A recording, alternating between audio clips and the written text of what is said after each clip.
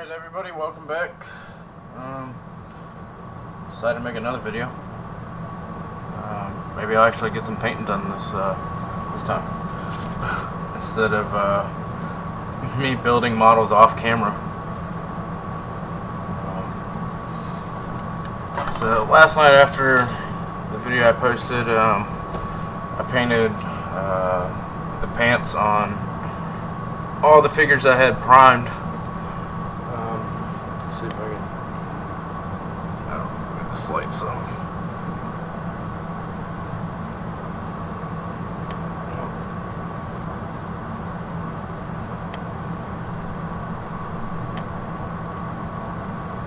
Come on, focus.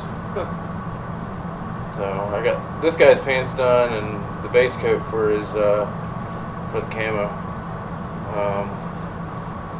See how well this camo turns out.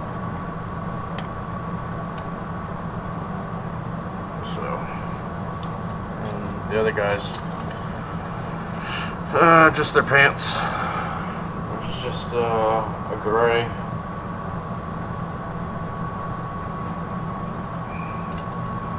It's kind of a mix of get all these paints back out. It's a mix of not gunmetal gray. I think it's black gray. So I still have it sitting out, which I might. Oh shoot! Let me just take out all these paints. I think it's a mix of black gray and stone gray.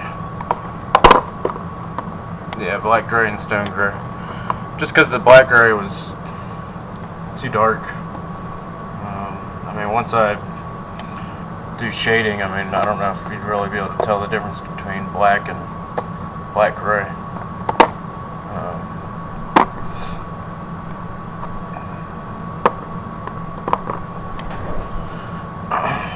The brown on his coat is a mix of, let's see here, burnt umber, flat brown, and I think I did some more of this stone gray, or maybe even beige brown, I can't remember, which I probably should write down or something how I mix these paints, because you know, either that or paint them all in one go around. But the acrylics, brush painting them, they dry so quick. I mean, if you make a big batch of it up, I mean, especially, you know, hand painting everything up, you know, by the time you get through one figure, you know, the paint's already starting to dry up. So I started to watch a video last night on figure painting, which was like an hour or something long, but just couldn't stay awake and ended up falling asleep. But the guy had, you know, showed how to make your own was it wet palette, which he just had like a small or like a shallow dish which he filled with water and put some like paper towels or like tissue paper or something in it, and then on top of that he did baking paper, which is like parchment paper. I'm not sure wax paper will work the same because it's not going to let the water soak through. So I might have to try that. I mean, like I said, I didn't get to watch much of the video, but from what I watched, I mean, he was painting for quite a while, and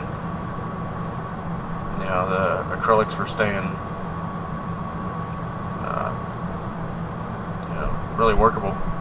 They weren't drying out like they do. You know, I got these, I don't know if I still have the bag or not.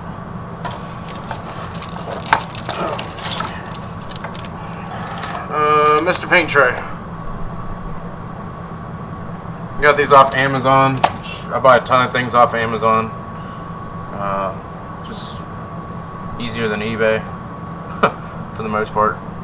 I think, let's see, 10 of these, I don't know, I want to say like $5 or something like that. And they work great. They're easy to clean up. A lot of people use those little, you know, art plastic ones. I've used those before. I mean, those work fine. The only thing with these, washing them out a lot, there's a lip around here where it's rolled over, and water builds up in there, and then they start to rust. So I don't know if it's like a plated aluminum or what, but after a while they start to, you know, get rust in here. But they're not bad. $5, whatever. All right, let's start painting these things. I guess I'll finish doing. I don't know if I want to finish doing this guy or start doing the brown on the other guys. Not really sure how this camo is going to turn out. Since the uniforms that they wore in 1943, and these are supposed to be modeling or painting these after a camouflage pattern the 2nd SS Painted Division used. It's a tritone. But the uniforms that they were wearing at the time are a little different. These have the little shoulder cuffs and pockets and everything on the chest. Where the pictures I've seen, actually it's not even a real picture. It's like a drawing of the camo that they used. It's more of like a smock. I mean, there's just nothing on the shoulders, no pockets other than, you know, like the gear that they're carrying with them. So, but I mean, unless you're really trying to be super accurate and realistic, I mean, the camo is still going to be it'll be the right camo. Just the style of uniform isn't going to be quite accurate. So I'll try to mix this brown up. I guess it doesn't matter a whole lot if it's exactly the same shade. But I don't know, I'm kind of picky when it comes to stuff like that. I mean, if the shade's not going to match up exactly the same as the other ones, it's probably going to bother me, but oh well. And I'll make up a little bit more than I did last night. Might add a little bit of water to it too, just to help it not dry up so quick. 'Cause, man, I was getting to the end of this guy I painted last night, and the paint was getting real goopy.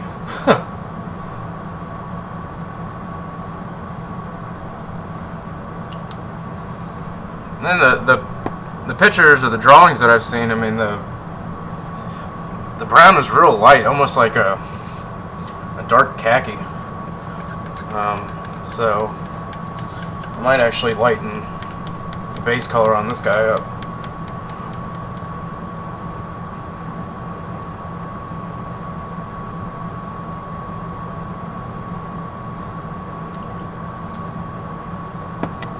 Let me find my brush.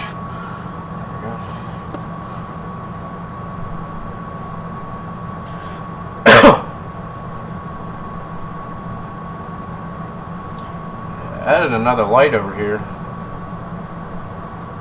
because I noticed in the videos everything's looked pretty dark. I mean, even though it's very bright in here. I guess the webcam's just trying to balance everything out, not make it too bright. It's the only thing I can think of. But it's so bright right now. I mean, I can almost wear sunglasses and it wouldn't be very bad. I can still see fine. Yeah. This is not mixed up well at all.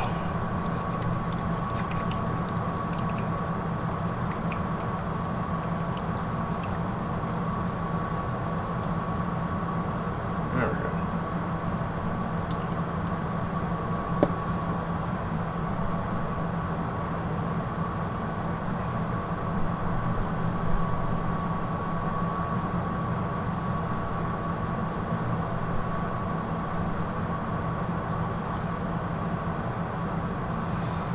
So I watched, well, I was watching one of Cohen's videos last night of his M51 eye Sherman, and I don't know if he just uploaded all, I think it's 3 videos last night at the same time, and the last one happened to to post first or what, but I guess it's like episode 23, or the final one, came out last. So I watched that one, and later today I saw that the other two were up. But man, that thing turned out awesome. I don't know, like you said, you didn't really do any chipping on it, but something like that, I mean, unless they're, I don't know how much use they really got, other, depending on when you wanted to depict it. If it was before the war he was talking about, there probably wouldn't be a whole lot of wear. I mean, other than, I guess, training with them. I don't know how much training they do with, their actual armor. But, like I said, I think it turned out great.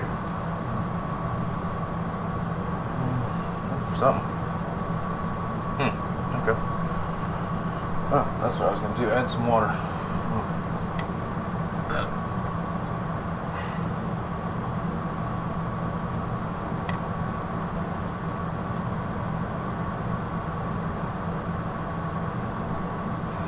Yeah, I really hope I can get an airbrush sometime. I don't know, probably not this year. Hopefully, sometime next year. Just the finish turns out, just the finish turns out so much better, and just the way it's uniform across the whole model. Base coats, and just the colors just turn out more uniform than brush painting. I mean, if you're going to weather it a whole lot, like I've done with this Panzer IV, it doesn't make, the final product probably won't look a whole lot different. But like on his Cohen's Eye Sherman, if you were to hand paint that, yeah, you would definitely see it. Unless he, unless he really watered, did a whole bunch of thin coats and stuff like that. I mean, you'd definitely be able to tell the difference. So. And it just makes painting your model go, so much quicker and easier to do. And you probably use a heck of a lot less paint. So.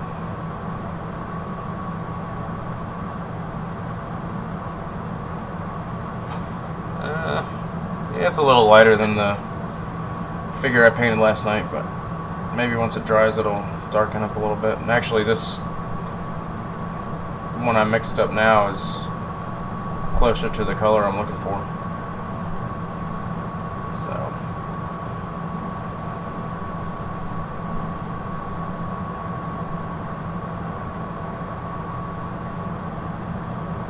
And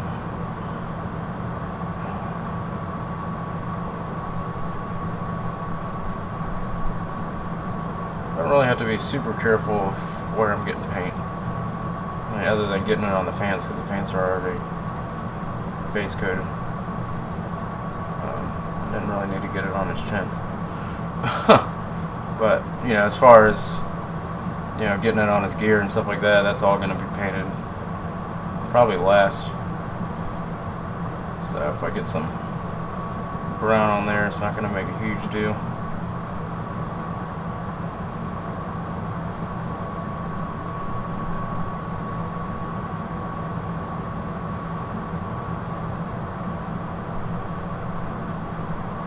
And I'm really liking, I haven't really done much acrylics until I got into these Vallejo paints, and man, they're great. I mean, just the cleanup alone is worth it. And they're probably actually cheaper than the Model Master enamels I had been using.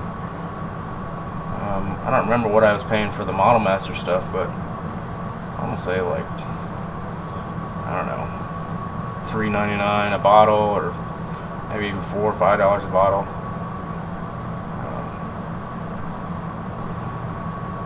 But let's see, what are these? These are 17 milliliters, maybe. I don't know. It's probably at least the same amount as the the little Model Master jars. if not more. And like I said, just the ease of cleanup alone is well worth it. I mean, the place I go to sell these, most of these, unless you get into like the like metallics or like the metal colors. Some of those are a little bit more expensive. More like the glaze mediums or the masking paints and stuff like that. But pretty much all of these I think are like $325 or something like that, $350. So, and unless you're painting a whole lot, I mean, they'll last you quite a while. And being an acrylic, it mixes with just, well, Vallejo acrylics will mix just with straight water, so you can thin them out and really make them go far. I tend to use them straight. Sometimes I've thinned them out a couple times, and sometimes they get so thin where you gotta do multiple coats. And not that I don't like painting, I just, if I can, I'd rather just do one coat.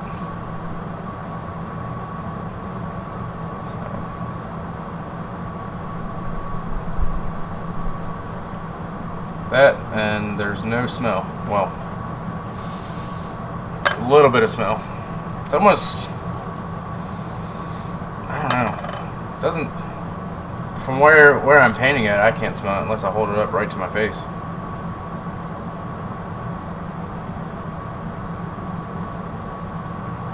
I'm sure I don't have the greatest sense of smell.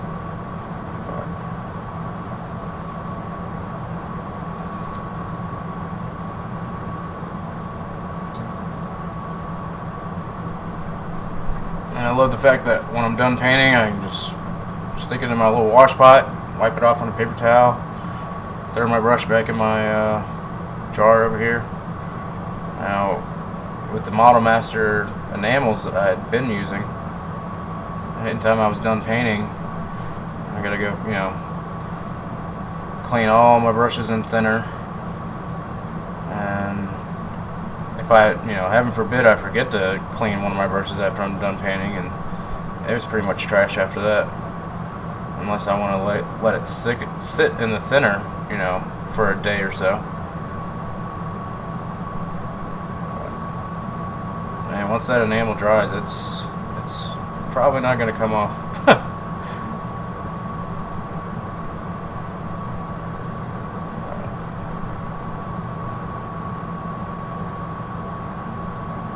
That, and also with this enamel, just straight out of the bottle, there's really, I don't, you know, it levels pretty well. Yeah, I don't have a lot of problems with, you know, trying to smooth out brush strokes and things like that. And why am I painting? Wow. Got sidetracked there, started painting his entrenching tool with his brown. But that's fine.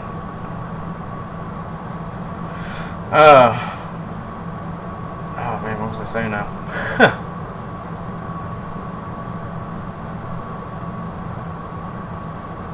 Yeah, anyway, yeah, clean up, fixing brush strokes and stuff like that. I don't really have any problems with seeing brush strokes in the paint. I mean, like right now I'm going over areas that, you know, I painted a minute ago or so, and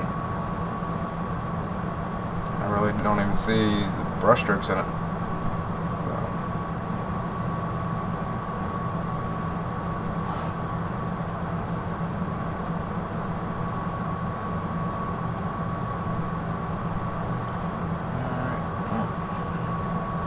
Couple spots.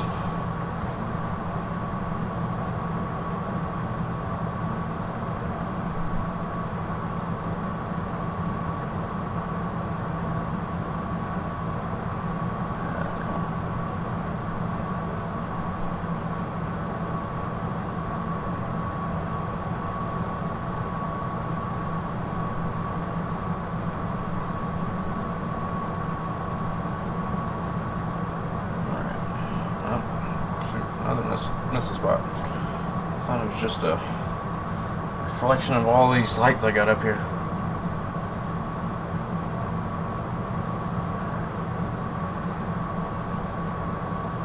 Fix this collar here. I think for the next figures I do, I mean, these are the first figures I've ever built or painted. Well, I take that back.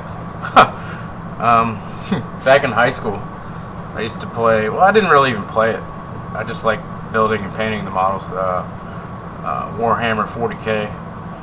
I built and painted, I don't know, a few dozen models for that, but not. I don't know. It's somewhat similar, but not really. No camouflage. They were all pretty much solid color. You know, and they didn't have faces. They all had helmets on.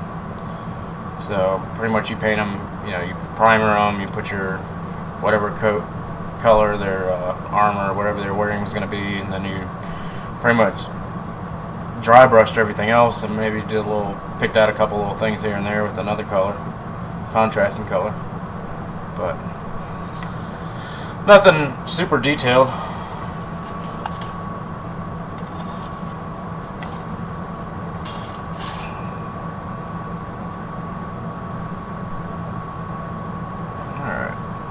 One down, 2 more to go.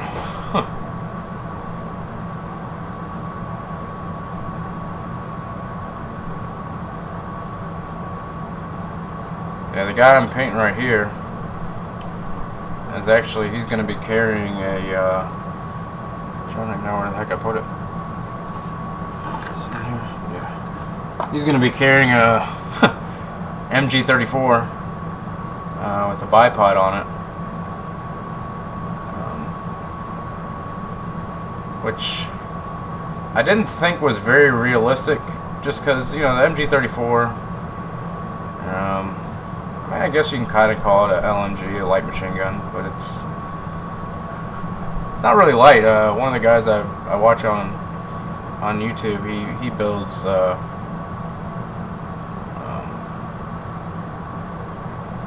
he has videos and builds fully automatic machine guns and stuff like that. And he has a video. Well, I don't know if he owns or used to own. He actually has the MG34.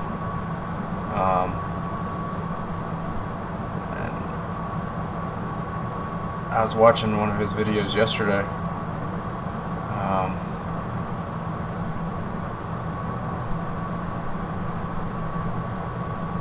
And he was saying, he was comparing the MG34 to the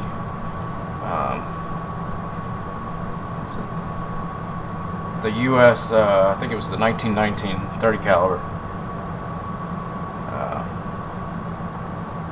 and somewhere in there he mentioned how much, you know, they both weighed, and I want to say the MG34 is like, I don't know, it sounds low. I want to say it's like 25 pounds or something like that. Maybe more, maybe 35. Oh, I don't know. 25 pounds, which really isn't that heavy, but for those of you that have ever fired a rifle, you know, let's say average, like hunting rifle, like bolt action hunting rifle might weigh, I don't know, 5 to 10 pounds. 10 pounds would be heavy, but 5 pounds or so, 5-6 pounds.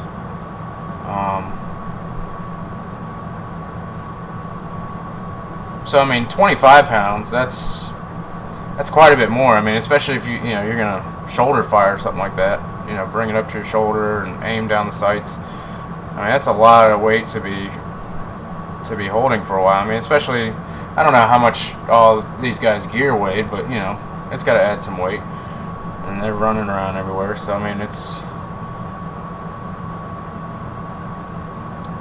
I had thought for the most part these were, you know, either fired off the bipod or mounted, but then I was trying to do more research, figuring how this bipod, where exactly the bipod mounted on it. I saw another video. It was actual footage from World War II of a German soldier, grenadier, I guess, standing behind a Panzer IV, shoulder firing an MG34, and he put quite a few rounds through it. And the thing that really that was kind of amazing to begin with, and there's another guy standing behind the tank, kind of in this area, and the guy that was shooting, he's back over here somewhere. The guy that's kneeling down back behind the Panzer IV is just looking at this guy like, wow. But I thought that was pretty neat. I mean, I'm sure, hip firing or shoulder firing, these things didn't happen very often, but if you didn't have anywhere to lay the thing down at, or there was something right there that you had to shoot at right then, I guess when the need arose, they could. Man, I've always wanted to do that. I mean, just those of you familiar with the Browning automatic rifle, the BAR, which it wasn't, I think they came with a bipod or a monopod or something like that, but I want to say most of those they took off just to try to get the weight down, because it's already a heavy rifle. But that wasn't even a light, it wasn't meant to, they didn't mount the BARs on anything that I know of. And I'm not really an expert on stuff like that, but for the most part, there's just like having an M1 carbine or an M1 Garand, or you had a BAR, or you had a Thompson machine gun. So man, the guys with the BARs, they really got a forearm workout. I remember going to a gun show here, and they had they had a BAR for sale, a couple BARs and Thompson, and a full auto weapon here in the States. Of course, you have to have special licensing for it, and you have to pay a tax to own something like that. But even after all that, I want to say the BAR was, and I don't even know if it was a World War II model of the BAR or a later version of the BAR, which I don't even know if they made a later version. Or, there's a lot of companies that make, replicas. Like I have an M1 carbine, but it's, it's made by a company, that makes reproductions of them. I mean, it's not saying it's bad quality, it's just not the original. And there's little things here and there that aren't quite the same. But anyways, this BAR, I want to say, was like $35,000, which, I mean, I'm not going to buy something like that anytime soon, even if I did have the licenses or wanted to pay that, I don't know, $3,000 tax or whatever it is per weapon.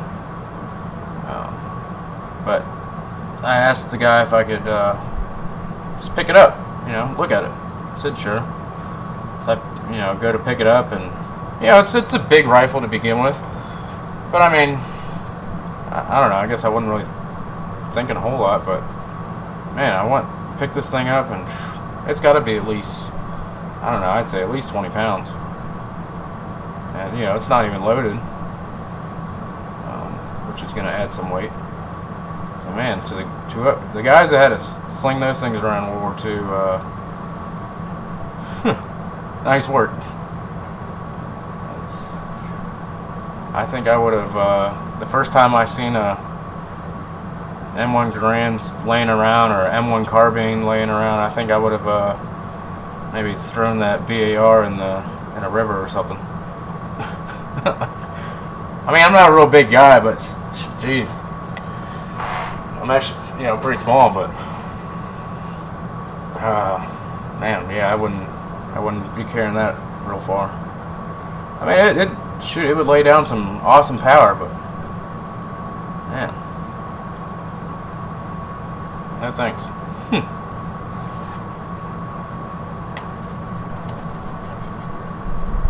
Alright, now I got 3 of these guys painted, 1 more to go. Add some water to this. It's starting to dry out.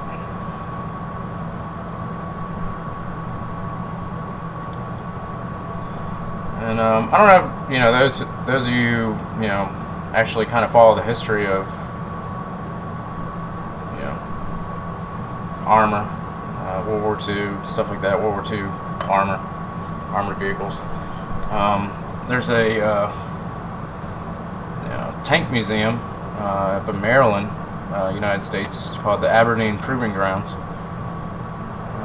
which is where I believe a lot of tanks that we captured in World War II were sent back to the United States, were sent to the Aberdeen Proving Grounds. They tear them all apart and see what makes them tick and how to defeat them, which isn't very far from where I live. I don't know, a couple hour drive or something like that. And I've been wanting to go up there for a while, and I don't know, it's just one of those things of, okay, well, I'll make it up there eventually. And I went to their website recently, and apparently they're relocating all their tanks somewhere to a different facility, museum. But from what I've read, there's still some there in Maryland at the Aberdeen Proving Grounds. So maybe before it gets too cold this year, I can make it up there, and hopefully it'll be worth the drive to. I won't get up there and there's just one Sherman up there, which nothing wrong with that, but I'd rather. From what I read, there's dozens of tanks up there, or at one time there was dozens of tanks up there, if not more. So I'd rather go up there and be able to see more than a handful of tanks. And of course, those of you who are watching, I'll definitely. I don't know if I'll put a video up or put a slideshow of all the pictures I take, because that would definitely help anybody who's making those whatever models whatever tanks I do see up there. That would definitely help anybody who's trying to model one of them.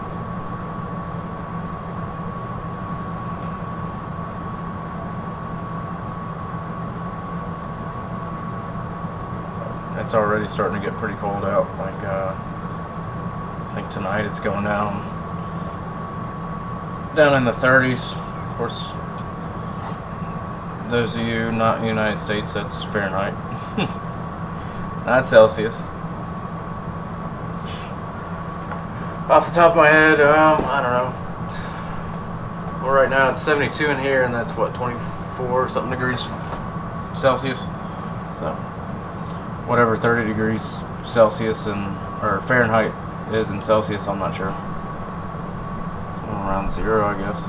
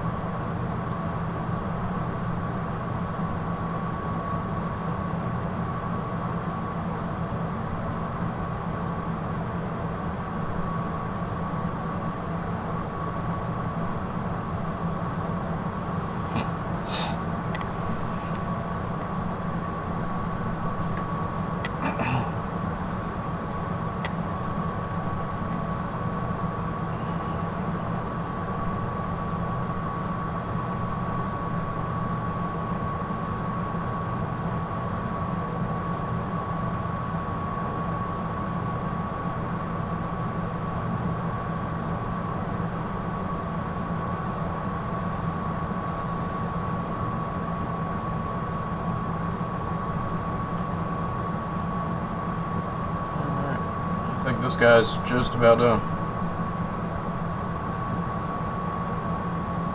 Let's see if I missed anything up in these armpits and stuff like that. I think I got it all pretty good.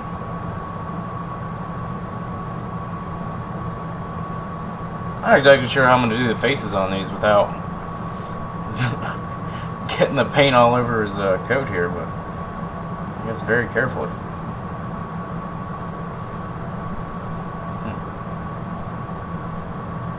Making sure I haven't missed anything.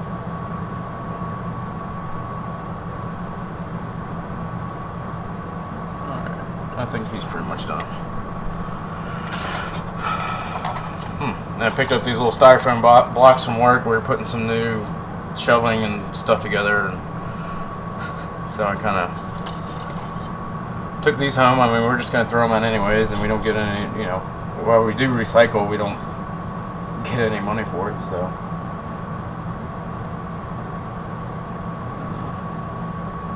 I don't know if I'm going to have to do a second coat or not.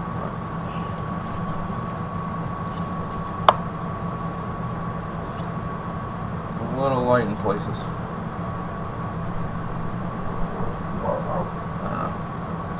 We'll see once it's all dried up. And got a ton of paint left over, which is not really thin enough to pour into something. And even if it was, I don't really have anything to pour it into.